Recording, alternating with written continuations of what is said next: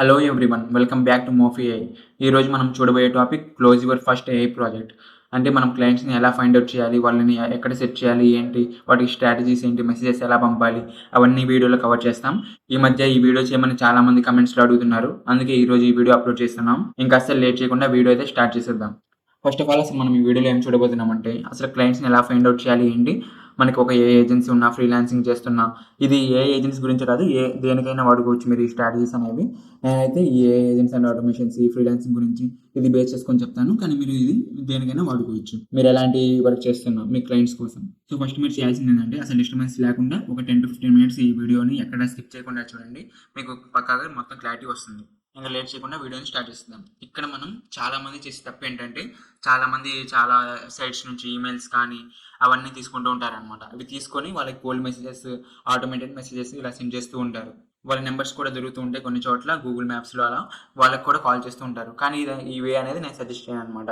ఇది చాలా time taking process and ఇది ప్రూవెన్ కూడా కాదనమాట. అంటే మీరు ఎన్ని ఈమెయిల్స్ పంపించినా అది వేస్ట్ అనమాట. చాలా వాటికి స్పామ్లోకి పోతాయి. అవి మీకు స్పామ్లోకి పోయాయా లేకపోతే నార్మల్గానే ఉన్నాయా అని మీకు అర్థం కాదనమాట. ఇది చాలా టైం వేస్ట్. దీనికన్నా మనం బెటర్ వేస్ అనేవి చాలా ఉన్నాయి. మీరు అవి మొత్తం ఫాలో అయితే దీనికన్నా బెటర్ రిజల్ట్స్ అనేవి దాంట్లో వస్తాయి అనమాట. అందుకు ఇవన్నీ మనం ఫస్ట్ ఫాలో అవ్వకూడదు. యూట్యూబ్ వీడియోస్లో వీటిలో చాలా మంది చెప్తూ ఉంటారు, నేను ఇలా ఈమెయిల్స్ పంపాను, ఇలా కోల్డ్ కాలింగ్ చేశాను, నాకు లీడ్స్ వచ్చారని. కానీ మీరు అవేం నమ్మకండి. అంటే కొంతమందికి ప్రాక్టికల్గా అవుతాయి, ఎందుకంటే వాళ్ళకి లక్ ఉంది కాబట్టి. కానీ ఇది చాలా టైం టేకింగ్ ప్రాసెస్ అనమాట. ఇది ప్రూవెన్ కూడా కాదు. ఓన్లీ 1-2% పీపుల్కి అది సక్సెస్ అవుతుంది. ఎందుకంటే మనం ఈమెయిల్స్ ఎవరికి పంపిస్తున్నామో వాళ్ళ బట్టి కూడా స్పామ్లోకి వెళ్తున్నాయో వేటికి వెళ్తున్నాయో కూడా మొత్తం మనం ట్రాక్ చేసుకోవాలన్నమాట. అప్పుడు మనం పక్కాగా ప్లానింగ్తో చేస్తేనే ఇవి అవుతాయి. కానీ వీటికైనా బెస్ట్ మెథడ్స్ ఇప్పుడు నేను చెప్తాను. సో ఫస్ట్ ర్యాండమ్గా ఏది పడితే అది స్టార్ట్ చేయకుండా ఫస్ట్ మీరు చేయాల్సింది ఏంటంటే ఒక సొల్యూషన్ని ఉంచుకోండి. ఇక్కడ చూడండి వాట్ యాక్చువల్లీ వర్క్స్. ఫస్ట్ మీరు ఏం చేయాలంటే ఒక సొల్యూషన్ ఉంచుకోండి. ఫర్ ఎగ్జాంపుల్ ఇప్పుడు మీకు ఏ ఏజెన్సీ అండ్ ఆటోమేషన్స్ ఎలా బిల్డ్ చేయాలో వచ్చు, ఎన్ఐట్ అని ఇవన్నీ ఎలా బిల్డ్ చేయాలో వచ్చు అనుకోండి. వచ్చంటే మొత్తం కంప్లీట్గా కాదు, జస్ట్ ఒక బేసిక్ నాలెడ్జ్ ఉంది, ఒక మీడియం లెవెల్ వరకు. మీరు చేయాల్సింది ఏంటంటే ఫస్ట్ ఒక సొల్యూషన్ని అనుకోండి. అంటే సొల్యూషన్ అనుకోవడం అంటే మీ దగ్గర ఒక సొల్యూషన్ అనేది ఉండాలన్నమాట. అంటే మీకు మొత్తం బిల్డ్ చేసి కాదు, జస్ట్ ఒక ఐడియా ఉండాలి. అంటే ఏంటి, ఫర్ ఎగ్జాంపుల్ ఇప్పుడు రెస్టారెంట్ ఉంది, లేకపోతే డెంటల్ క్లినిక్స్ ఉన్నాయి, లేకపోతే రియల్ ఎస్టేట్ ఉంది, ఇలా డిఫరెంట్ ఇండస్ట్రీస్ ఉన్నాయి కదా. ఏదో ఒక ఇండస్ట్రీలో ఒక ప్రాబ్లం అనేది సెలెక్ట్ చేసుకోండి. ఆ ప్రాబ్లంకి మీరు సొల్యూషన్ అనేది ఐడెంటిఫై చేయండి. అంటే ఈ ఏజెన్సీ అండ్ ఆటోమేషన్స్ మీకు స్కిల్ ఉంది కదా, దీంతో నేను ఆ ప్రాబ్లమ్ని ఎలా సాల్వ్ చేయగలను, ఏం బిల్డ్ చేస్తే దానికి ఆ ప్రాబ్లమ్ సాల్వ్ అవుతుంది. ఫర్ ఎగ్జాంపుల్ ఇప్పుడు రియల్ ఎస్టేట్ పీపుల్కి చాలా మంది మెసేజ్ చేస్తూ ఉంటారు, యాడ్స్ రన్ చేస్తున్నప్పుడు అలా చాలా మంది రిప్లై ఇవ్వరు, లేట్స్ లోస్ అవుతూ ఉంటారు. అప్పుడు మీరు వాళ్ళకి ఏం చేయగలరు అని ఒక సొల్యూషన్ అనేది మీ మైండ్లోకి రావాలి. అప్పుడు మీరు ఏం చేస్తారు, మొత్తం ఒక బ్రీఫ్ ఓవర్వ్యూ అయితే తెచ్చుకుంటారు. నేను ఇలా అవుతుంది కాబట్టి నేను ఒక వాట్సాప్ బాట్ కానీ ఇవన్నీ ఇలా బిల్డ్ చేయగలను, ఇలా బిల్డ్ చేసి వాళ్ళకి ప్రొవైడ్ చేస్తే వాళ్ళకి చాలా వాల్యూ వస్తుందని మీరు ఒక సొల్యూషన్ అనేది మీ మైండ్లో అనుకోండి. అలా అనుకున్న తర్వాత మీకు ఒక క్లారిటీ వస్తుంది, అసలు రియల్ ఎస్టేట్ బిజినెస్లో ఏం పెయిన్ పాయింట్స్ ఉన్నాయి, ఏం ప్రాబ్లమ్స్ ఉన్నాయి, దానికి నేను సొల్యూషన్ ఏం చేయగలను అని అలా అనుకోండి. ఇంకా మీరు ఫోకస్ ఏం చేయాలి, జస్ట్ రియల్ ఎస్టేట్ వాళ్ళకి ఆ సొల్యూషన్ నా దగ్గర ఉంది, ఇలా చేస్తానని మీరు రియల్ ఎస్టేట్ వాళ్ళకి అవుట్ రీచ్ అయ్యి అలా చెప్పాలన్నమాట. మీకు ఇప్పుడు కన్ఫ్యూజన్గా ఉంటుంది, లాస్ట్ వరకు చూడండి మీకు ఒక క్లారిటీ వస్తుంది. అలా ఫస్ట్ మీరు ఈ మొత్తం కోల్డ్ ఈమెయిలింగ్, కోల్డ్ కాలింగ్, ఈ మొత్తం వీటి మీద పడకుండా జస్ట్ మీ దగ్గర జస్ట్ బేసిక్ టు మీడియం లెవెల్లో ఒక ఐడియా ఉంటే సరిపోతుంది, మీరు ఏం సొల్యూషన్ ప్రొవైడ్ చేస్తున్నారు ఏంటి అని. దీని తర్వాత ఏం చేయాలంటే చూడండి, ఇక్కడ కూడా ఈ మైండ్ సెట్ అనేది మీరు డెవలప్ చేసుకోవాలన్నమాట. అంటే మీరు ప్రాబ్లమ్ని సాల్వ్ చేస్తూనే, ఒక రియల్ వరల్డ్ ప్రాబ్లమ్ని సాల్వ్ చేస్తూనే దాని నుంచి మీరు లెర్న్ చేసుకోవాలన్నమాట. మీరు ఎన్ని వీడియోస్ చూసినా ఏం చూసినా మీకు వీడియో చూసినట్టే ఉంటుంది, అంత ప్రాక్టికల్ ఎక్స్పీరియన్స్ రాదనమాట. ఆ ప్రాక్టికల్ ఎక్స్పీరియన్స్ మొత్తం రావడానికి మీరు ఒక్క ప్రాజెక్ట్ అయినా చేస్తే మీకు చాలా వాల్యూ అనేది యాడ్ అవుతుంది. మన రియల్ వరల్డ్ ప్రాజెక్ట్స్ అనేవి చాలా చేయాలి. మనం ఎన్ని వీడియోస్ చేసినా ఏం చేసినా ఆ నాలెడ్జ్ అయితే రాదనమాట మనకి. ఇప్పుడు మనం దీనికి ఏం చేయాలంటే ఫస్ట్ మీకు ఒక బేసిక్ నాలెడ్జ్ అనేది వచ్చి ఉండాలి ఏజెన్సీ అండ్ ఆటోమేషన్ మీద.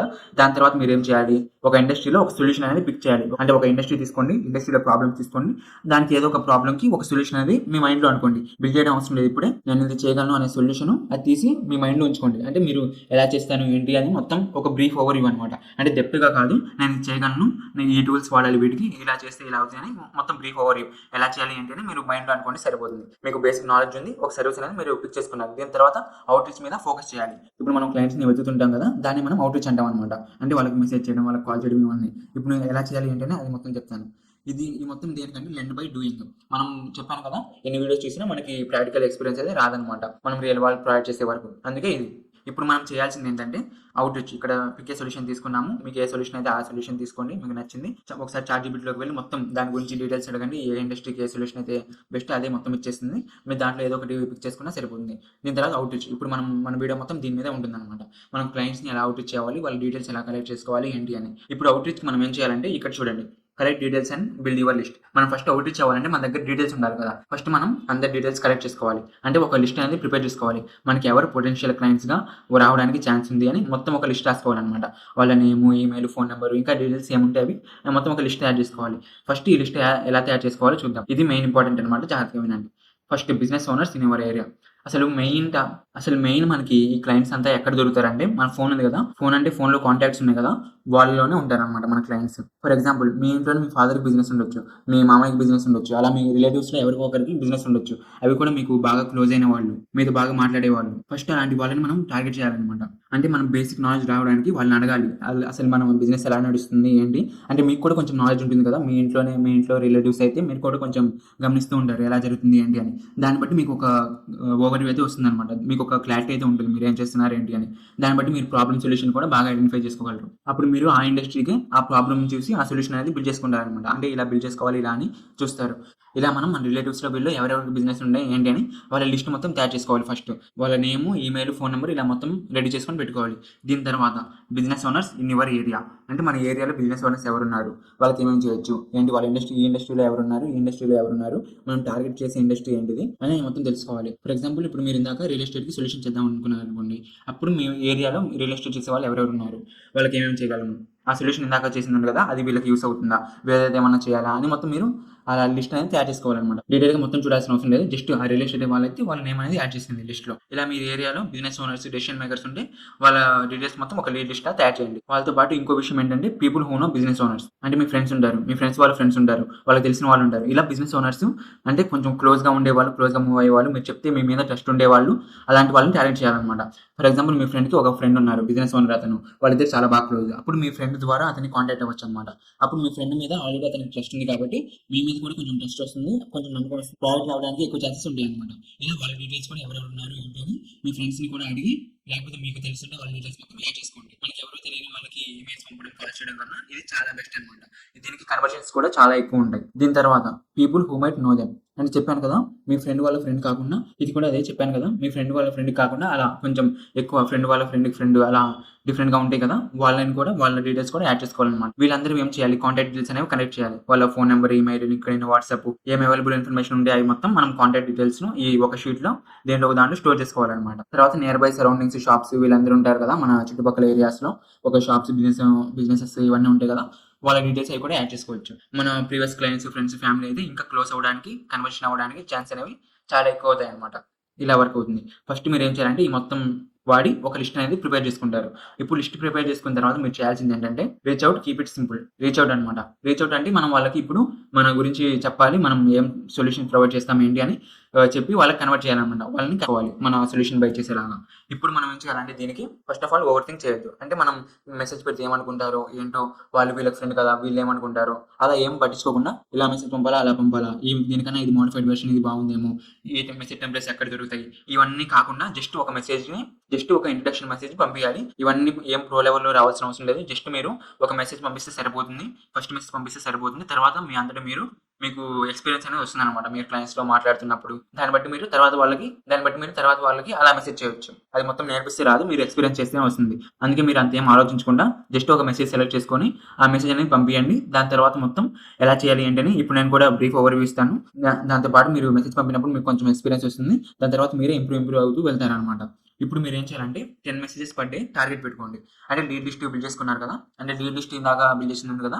వాళ్ళు 10 మెసేజెస్ పర్ డే. ఒక 10 మెసేజెస్ పంపండి ప్రతిరోజు. నేను పంపించడానికి పర్ఫెక్ట్ మెసేజ్ కావాలి అని దానివల్ల ఆగిపోతూ ఉంటారనమాట. అలా కాకుండా మెసేజ్ కోసం అంత వెయిట్ చేయకుండా జస్ట్ స్టార్ట్ చేయండి సరిపోతుంది. సింపుల్ మెసేజ్ పంపిస్తే సరిపోతుంది. ఆ మెసేజ్ ఏం పంపాలి ఏంటో కూడా ఎలా పంపాలో నేను ఇప్పుడు చెప్తాను. మీకు డిస్క్రిప్షన్ లో కూడా కొన్ని టెంప్లెట్స్ ఇస్తాను. వాటిలో ఏదో ఒకటి సెలెక్ట్ చేసుకొని పంపేయండి. మీరంతా ఏం సెలెక్ట్ చేసుకోవడానికి వాటికి అంత టైం వేస్ట్ ఏం చేయొద్దు. జస్ట్ ఒక సింపుల్ మెసేజ్ సెలెక్ట్ చేసుకొని పంపేయండి. ఇప్పుడు మీరు చేయాల్సింది ఏంటంటే స్టార్ట్ సింపుల్. ఒక సింపుల్ మెసేజ్ అనేది రెడీ చేసుకొని మిమ్మల్ని ఇంట్రడ్యూస్ చేసుకునేలాగా, అంటే మీరు మీ ఫ్రెండ్స్కి తెలిసిన వాళ్ళైతే ఒకలాగా ఇంట్రడ్యూస్ చేస్తారు. అలా మొత్తం చేస్తారు కాబట్టి డిఫరెంట్ వాళ్ళకి different personalised messages, simple messages రాస్తే సరిపోతుంది అనమాట. ఏఐతో రాసినట్టు కాకుండా మీరు జస్ట్ ఒక సింపుల్ ఇంట్రడక్షన్ రాస్తే సరిపోతుంది. ఏఐ హెల్ప్ తీసుకోవచ్చు, అది మీ ఇష్టం. కానీ సింపుల్ గా ఉండేలా చూసుకోండి.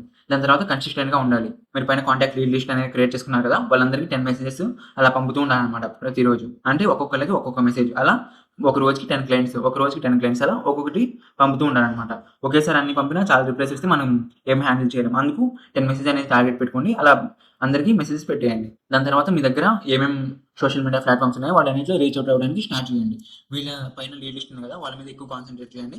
కానీ దాంతో పాటు ప్యారలెల్‌గా ఇలా లింక్డ్ఇన్‌లో, ఇన్‌స్టాగ్రామ్‌లో వీటిలలో కూడా మీరు ఏ టార్గెట్ ఇండస్ట్రీ అయితే చూసారో వాళ్ళ కనెక్షన్ రిక్వెస్ట్ పంపుతూ ఉండి, వాళ్ళ గురించి పోస్ట్ చేస్తూ ఉండి, వాళ్ళకి రీచ్ అవుట్ అవుతూ ఉండండి. ఈ మెసేజెస్ ఆల్రెడీ సెలెక్ట్ చేసుకుంటారు కదా!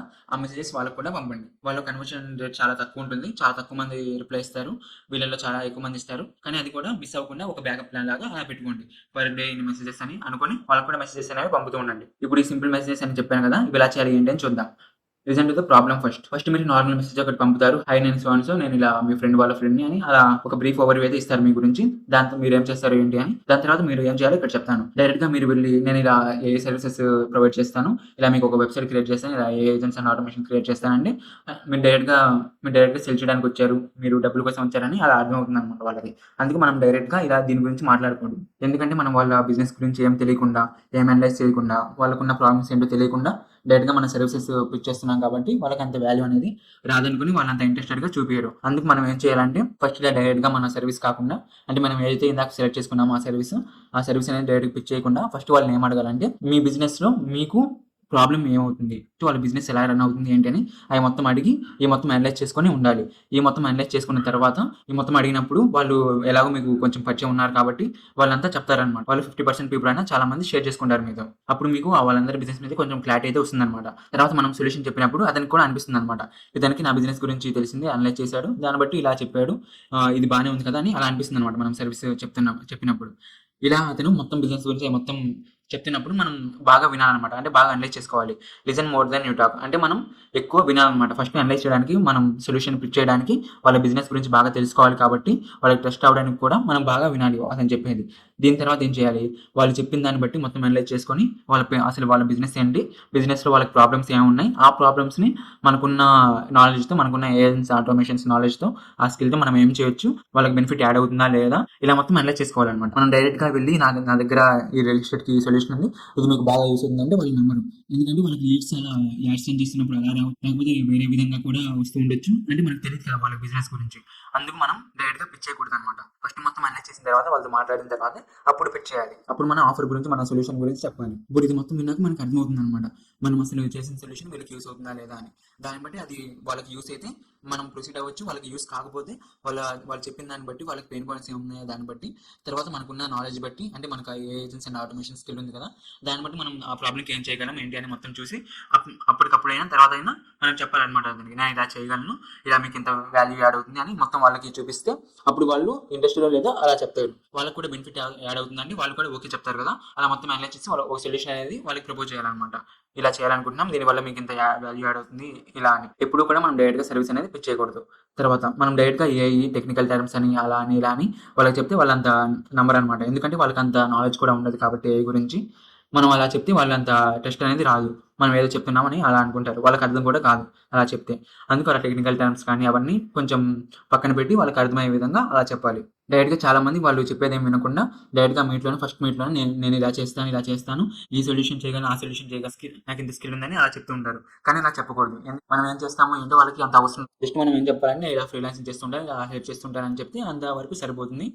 వాళ్ళకి ఇంకా ట్రస్ట్ లేకపోతే కొంచెం మన గురించి షేర్ చేసుకోవచ్చు. కానీ డైరెక్ట్‌గా నేను ఇలా చేస్తే మొత్తం మన గురించే చెప్తే వాళ్ళంత ఇంట్రెస్ట్‌గా చూపియరనమాట. ఫస్ట్ వాళ్ళ గురించి ఏం తెలుసుకోకుండా మొత్తం మన గురించి చెప్తూ ఉంటే. వాళ్ళకి టెస్ట్ వచ్చే వరకు మనం గురించి షేర్ చేసుకోవచ్చు. కానీ మరీ ఎక్కువ అన్ని ప్రాజెక్ట్స్ గురించి వాళ్ళకి సంబంధం లేని వాటి గురించి కూడా చెప్పకూడదు. అలా చెప్తే వాళ్ళకి చిరాకు కూడా వచ్చే ఛాన్స్ ఉంది. అందుకే ఇది అవాయిడ్ చేయాలి. తర్వాత మనం మాట్లాడే విధానం బట్టి కూడా ఉంటుంది. మనం డైరెక్ట్‌గా సేల్స్ గురించి సొల్యూషన్ గురించి అలా మాట్లాడుతుంటే మనం డైరెక్ట్‌గా సేల్స్ పిచ్ కోసం మన వాళ్ళు మన టార్గెట్ అని వాళ్ళ చేత మన సొల్యూషన్ బై చేపియాలని అలా చేస్తున్నామని అలా అనుకునే ఛాన్స్ కూడా ఉంది. అందుకే మనం స్లోగా వాళ్ళ బిజినెస్ అనలైజ్ చేసి అవి మొత్తం చేసి ఫస్ట్ వాళ్ళతో బాగా మాట్లాడి దాని తర్వాత మన సొల్యూషన్ అనేది ఆఫర్ చేయాలన్నమాట. ఇలా చేస్తే వాళ్ళకి యూజ్ కాకపోయిన ఆఫర్ వాళ్ళ ఫ్రెండ్స్ కానీ ఎవరైనా వాళ్ళ కనెక్షన్స్‌లో ఎవరైనా ఉంటే మనం బాగా చేసాం కాబట్టి వాళ్ళకి మన మీద ట్రస్ట్ వస్తుంది కాబట్టి అలా రిఫర్ చేసే ఛాన్స్ కూడా ఉందన్నమాట. ఇవి బెనిఫిట్స్ దీని గురించి. ఇలా మాట్లాడేటప్పుడు మనం ఇంకా ఏం చేయాలంటే అవుట్‌కమ్స్ మీద ఫోకస్ చేయాలి. టెక్నాలజీ మీద కాకుండా.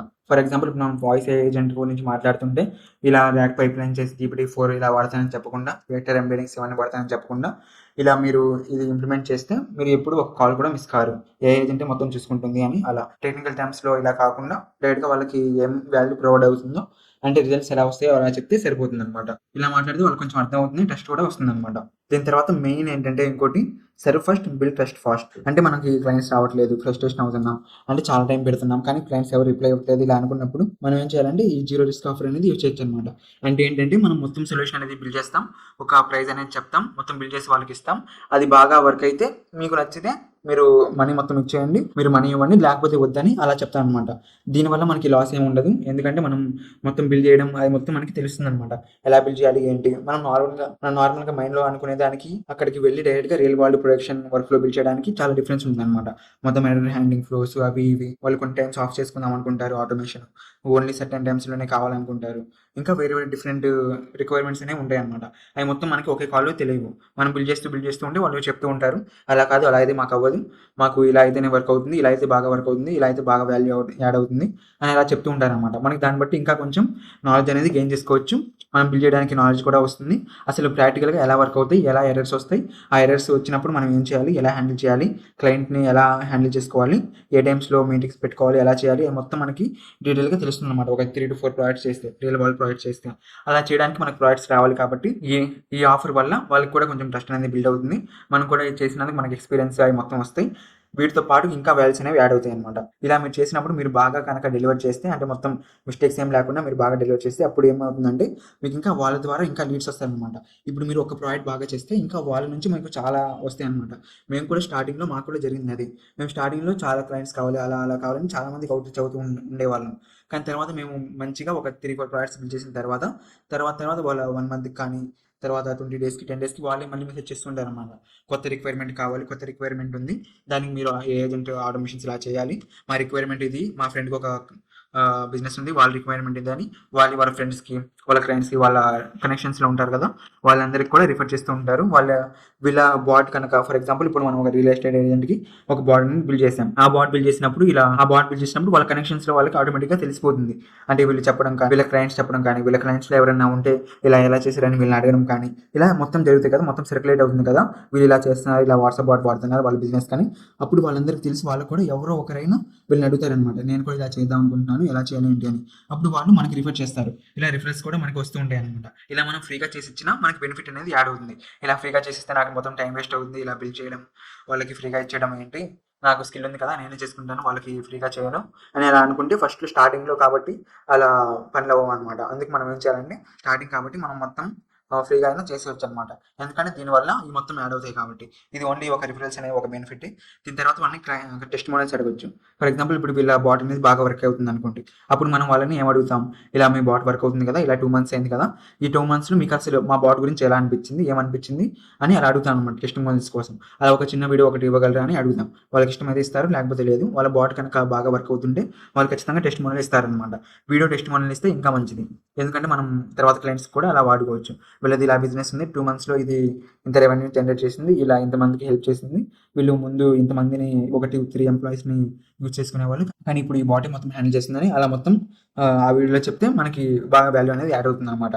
తర్వాత క్లయింట్స్ కూడా ఇది చూపిస్తే చాలా వాల్యూ యాడ్ అవుతుంది. ఇలా వీళ్ళకి ఎక్స్పీరియన్స్ ఉంది, రియల్గా ప్రాజెక్ట్స్ కూడా చేశారని వాళ్ళకి నమ్మకం అనేది వస్తుంది. మా వెబ్సైట్లో కూడా చూస్తే మీకు టెస్ట్ మోడల్స్ అనేవి కనిపిస్తాయి. ప్రతిదానికి టెస్ట్ మోడల్స్ అనేవి చాలా ఇంపార్టెంట్ అనమాట. తర్వాత క్లయింట్స్ క్లోజ్ చేయడానికి అది చాలా కన్వర్షన్ రేట్ అనేది తీసుకొస్తుంది. తర్వాత ఇందాక చెప్పాను కదా, ఒక 10 కోర్సులు తీసుకున్నా 10 వీడియోలు మొత్తం ఎండ్ వీడియోస్ ఎన్ని వీడియోస్ చూసినా మీకు అంత ఎక్స్పీరియన్స్ అంత నాలెడ్జ్ అనేది రాదనమాట. మీరు మీ ఓన్గా ఒక కంప్లీట్ ప్రాజెక్ట్ బిల్డ్ చేసినంత తర్వాత ఫ్యూచర్ క్లయింట్స్ వాళ్ళందరూ వస్తుంటారు కదా, ఈ కేస్ స్టడీస్ టెస్ట్ మోడల్స్ మొత్తం మీ దగ్గర ఉంటాయి కాబట్టి ఆల్రెడీ మీరు బిల్డ్ చేశారు కాబట్టి వాళ్ళకి ప్రూఫ్గా కూడా ఉంటుంది, వాళ్ళు కూడా కన్వర్ట్ అవ్వడానికి చాలా ఇంట్రెస్టెడ్గా ఉంటారనమాట. ఈ మొత్తం స్ట్రాటజీస్ అనమాట. ఇలా మీకు కనుక క్లయింట్స్ రాకపోతే ఇది మాత్రం ఎక్సలెంట్ ఆఫర్. మాకైతే స్టార్టింగ్లో దీంతోనే ఒక 2-3 క్లయింట్స్ అనేవి వాళ్ళు ఇచ్చారు, వాళ్ళతోనే ఇంకా చాలా రిఫరల్స్ అనేవి వచ్చాయి. మాకైతే మాక్సిమం వీటి నుంచే వచ్చాయి. మీకు కూడా అందుకే ఇదే స్ట్రాటజీస్ అనేవి చెప్తున్నాను. ఇది చాలా మంచి ఆఫర్ అనమాట. ఒకసారి ఇది ట్రై చేసి చూడండి. ఏది ట్రై చేసినా ఏం చేసినా స్టార్టింగ్లో అయితే మీరు బాగా ఎఫర్ట్స్ పెట్టాలి. చాలా కొంతమంది రిప్లై అసలు ఇవ్వరు, ఇచ్చిన వాళ్ళు అంత ఇంట్రెస్టెడ్గా ఉండరు.